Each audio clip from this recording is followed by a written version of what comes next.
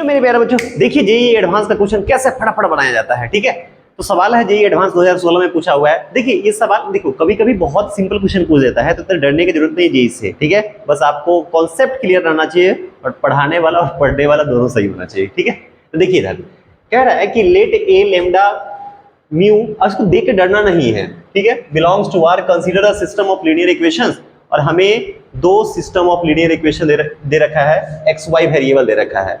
तो भाई आपको अगर याद होगा बउआ, तो इस टाइप का इक्वेशन तो आप लोग 10th क्लास में भी पढ़े थे, दो वेरिएबल का। ठीक है, अब उसमें बोल दिया, देखो ना, एक बार बोल रहा है कि यूनिक सॉल्यूशन के लिए बात करना है, एक बार इनफाइनाइटली सॉल्यूशन के लिए, एक बार यूनिक सॉल्यूशन के लिए, और एक बार कहता है जब नो सॉल्यूशन होगा। तो अगर आपको याद होगा क्लास 10th, अगर आपको याद होगा तो मेरे प्यारे बच्चों याद करिए। पहले तो ये दोनों इक्वेशन हम लिख लेते हैं नीचे। क्या है, ax प्लस 2y बराबर लेमडा, ठीक, 3x माइनस 2y बराबर म्यू। चलते हैं 10th क्लास में। 10th क्लास में आप पढ़े होंगे बउआ। ठीक है, देखिए इधर 10th क्लास में पढ़े थे, ऐसा इक्वेशन होता था a1x प्लस b1y बराबर c1। ये सवाल तो अगर 11th 12th नहीं भी पढ़ा है फिर भी 10th क्लास का बच्चा बना देगा ऐसे एडवांस के क्वेश्चन को। ठीक है, दूसरा इक्वेशन ऐसा होता था a2x प्लस b2y बराबर c2, कहता था यूनिक सॉल्यूशन। क्या करा था, यूनिक सॉल्यूशन अगर बोलता था तो याद करो वहां पे लिखते थे a1 by a2 not equal to b1 by b2, मतलब दोनों लाइन आपस में एक दूसरे को इंटरसेक्ट करता था।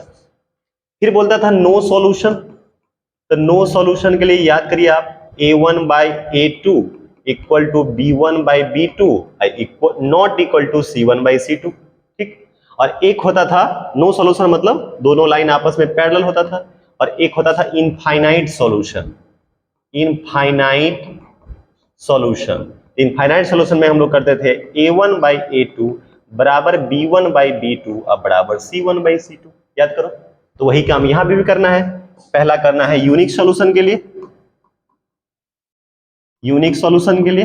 ठीक, तो a1 by a2 not equal to b1 by b2। ठीक, a1 बाई a2 मतलब a by 3 not equal to 2 by minus 2, तो a not equal to minus 1। देखो तो यूनिक सॉल्यूशन के लिए क्या है, a not equal to minus 1, नहीं माइनस 1 नहीं, क्रॉस गुना कर देंगे तो क्या हो जाएगा, ये -3 हो जाएगा, -3। तो यूनिक सॉल्यूशन कहां गया, देख रखा है a not equal to -3, that the system of equation has unique solution for all values of lambda and mu, यानी कि बी ऑप्शन भी होगा। ठीक, अभी काम नहीं बना है, मोर देन वन ऑप्शन है। ठीक है, चलिए यूनिक सॉल्यूशन हो गया। दूसरा सॉल्यूशन के लिए बात करते हैं हम लोग। दूसरा हम लोग क्या पढ़े थे, नो सॉल्यूशन। तो नो सॉल्यूशन के लिए हम लोग क्या करते थे, याद करो, a1 बाई a2 बराबर b1 बाई b2 अब not equal to c1 by c2। ठीक, तो क्या हो जाएगा a1 बाई a2 मतलब a बाई 3 बराबर b1 बाई b2 यानी कि 2 by -2 not equal to lambda by mu. ठीक, मैं थोड़ा इसको इधर ही लेके चलता हूं, तो ये इधर चला जाएगा, तो a बराबर हो जाएगा -3, और इधर देखिए ये से क्या आ जाएगा, ये तो कट जाएगा, इधर आ जाएगा, तो हो जाएगा lambda by mu not equal to -1, तो लेमडा नॉट इक्वल टू उधर क्रॉस गुना माइनस म्यू इधर कर लो, lambda plus mu not equal to 0। तो देखो तो ये वाला बात और ये वाला बात कहां दे रखा है, a बराबर 3 और lambda plus mu not equal to 0 no solution में है तो a बराबर में देखो तो -3 है और lambda plus mu not equal to 0, इसका मतलब ऑप्शन डी भी करेक्ट है।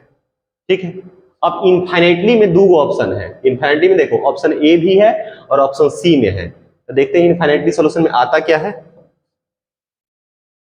थर्ड नंबर करते हैं इनफाइनाइट सॉल्यूशन के लिए, इनफाइनाइट सॉल्यूशन।